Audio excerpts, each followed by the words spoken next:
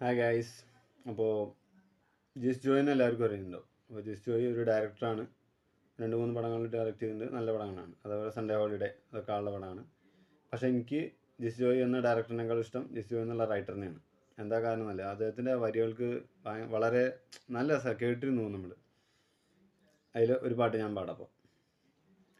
അപ്പോൾ ഒരു നോക്കു കാണുവാൻ കാത്തിരുന്നവൾ മിഴിയകന്നു പോയോ, ഒരു കാറ്റുപോലെ എൻ കൂടെ വന്നവൾ വഴിമറന്നു പോയോ, ഒരു കഥയായി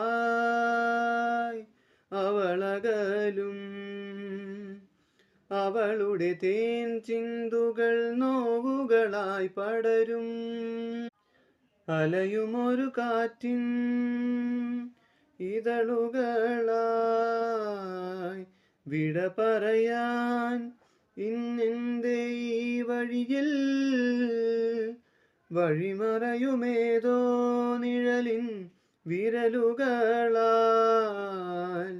അരികിലൊരോമൽ തിരി അണയും നിമിഷമിതോ. എന്താലേ വരികൾ എന്ന് പറഞ്ഞാൽ അത്രയും രസമാണ് കേട്ടിരിക്കാൻ.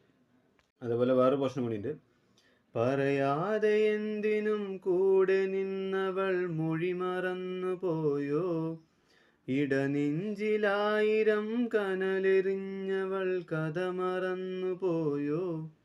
വാ മോനെ, നഷ്ടപ്രണയം. അതാണ് പെർഫെക്റ്റ്. ജിസ് ജോയ് കിടു.